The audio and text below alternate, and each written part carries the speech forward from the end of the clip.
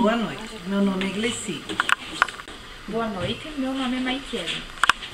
Na edição de hoje, iremos falar de uma das escolas de contabilidade. A Escola de Contabilidade Alemã.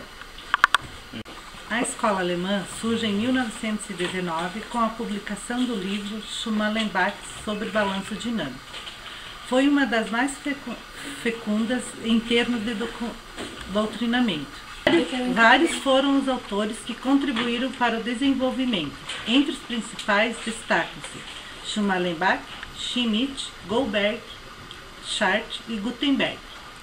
O desenvolvimento da escola alemã, assim como o próprio desenvolvimento doutrinário da contabilidade, ocorrido no final do século XIX e início do século XX, se deve, em parte, às crescentes necessidades dos usuários contábeis dos vários setores da sociedade.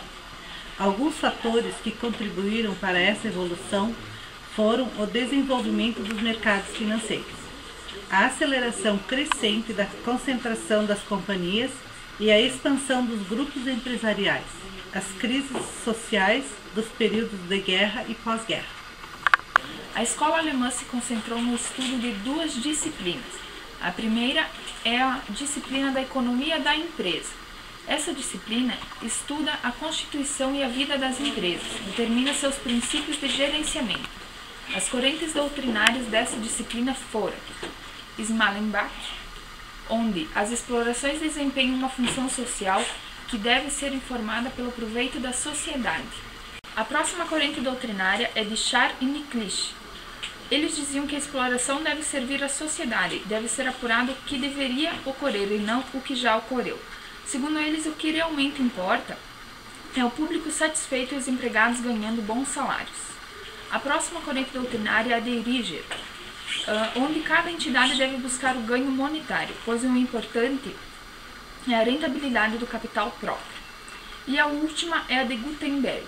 Entender os custos é mais importante que determiná-los, dizia ele. Pode ir. A segunda disciplina é mais aplicada que a primeira. É a disciplina do sistema de cálculo. Ela se divide em escrituração, cálculo de custos, orçamento e estatística da exploração. As teorias abrangidas por esta disciplina são: a primeira, estática. O resultado é apurado a partir do confronto inicial e final do balanço patrimonial. A segunda é orgânica. O principal expoente desta é Schmidt. Segundo ele, o balanço patrimonial fornece o estado patrimonial e os reais resultados do exercício. E a última é a dinâmica. Nesta, há uma preocupação maior com os usuários externos. Portanto, ela separa o balanço em estático e dinâmico. O primeiro é utilizado para demonstrar o valor e a composição patrimonial de determinada entidade em determinado período. E o segundo é utilizado apenas para apurar o resultado. Para mais informações sobre o assunto, consulte o Novíssimo Dicionário de Economia do Paulo Sandrone, uma indispensável fonte de consulta para estudantes e profissionais. E com o livro Teoria da Contabilidade, do autor Sérgio de Eudícidos. Boa noite, meu nome é Leandro e eu vou falar sobre as características do registro contábil alemão.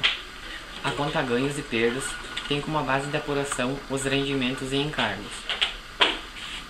Ela não separou claramente a conta de despesa e pagamento e recebimento e receitas em seu balanço. Os ativos permanentes, como máquinas e prédios, são considerados como saídas ou despesas da conta ganhos e perdas, sendo que se não forem vendidos serão amortizados. O balanço era visto como uma conta auxiliar, que recebia os valores realizados, as negociações em circulações, ou seja, valores pendentes.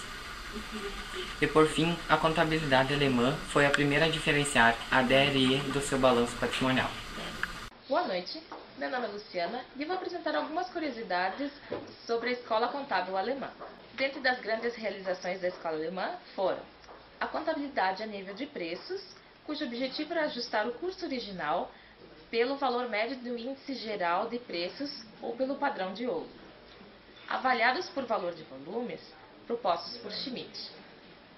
Os custos são considerados meios de produção, consumidos no processo produtivo. Gasto é definido como bens e serviços adquiridos. Pagamento é a entrega do ativo. A contabilidade de custos tem por objetivo checar o comportamento do negócio, fixar preços, determinar preços internos e dar suporte à conta de lucros. Os cameralistas foram os primeiros alemães a tratarem da contabilidade de custos no século XV e XVI, principalmente o orçamento público. Para se aprofundar no assunto, o livro História Geral e das Doutrinas da Contabilidade de Antônio Lopes de Sá é uma boa opção. Meu nome é Elisiane e eu vou falar para vocês de um dos personagens que fizeram parte da contabilidade na Alemanha. Fritz August Schmidt nasceu em 1882 na Alemanha. Aos 27 anos se tornou professor na Escola de Comércio e Negócios. Ele foi conferencista da administração de empresas, participou de vários seminários e congressos internacionais, entre um deles o mais importante em 1926, Comércio Internacional da Contabilidade.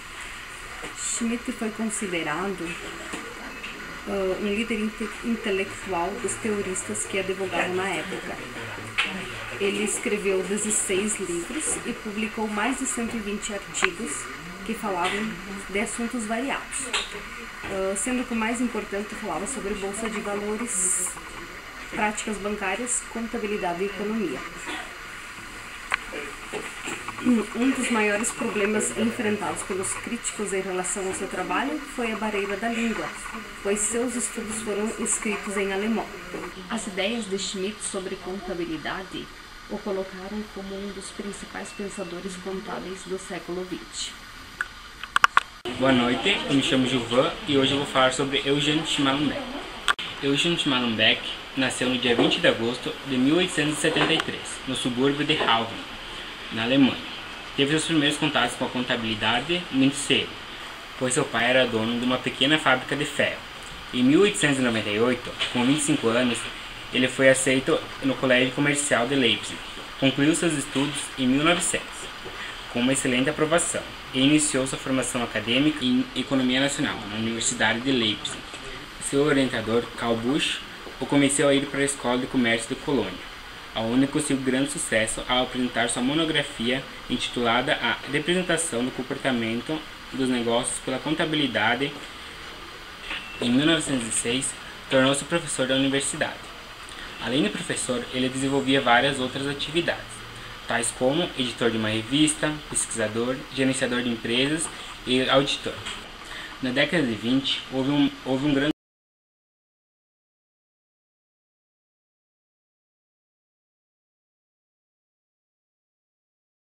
na nova República de Weimar, após a superinflação vivida em 1923. A ascensão do poder do nacional-socialismo na Alemanha em janeiro de 1933 foi marcada pela perseguição do povo judeu. A esposa de Schmallenberg era judia, por isso eles foram obrigados a se exilar em um pequeno apartamento. Depois da morte de Hitler, em junho de 1943, eles foram para a Alemanha Ocidental, onde ficaram na casa de um estudante até o fim da guerra. No final da Segunda Guerra Mundial, em 1945, Schmallenberg estava com 72 anos e voltou a lecionar na universidade. Ele ficou lecionando 2 anos, nas disciplinas de contabilidade e finanças. Ele faleceu no dia 20 de fevereiro de 1955, com 81 anos, devido a um problema no coração. No decorrer de sua vida, escreveu 220 trabalhos. Ele é considerado um dos pais da moderna teoria da administração de negócios na Alemanha. As contribuições de Schmallenberg para a Escola Alemã de Contabilidade foram direcionadas a 3 partes, que são contabilidade e mensuração de resultado através dos conceitos de contabilidade dinâmica, uniformização dos planos de contas contábeis, contabilidade de custos. Schmallenberg foi um dos maiores autores que contribuíram para a história da contabilidade alemã. Como base de referência do nosso trabalho, utilizamos o livro História do Pensamento Contábil, de Paulo Schmidt e José Luiz dos Santos.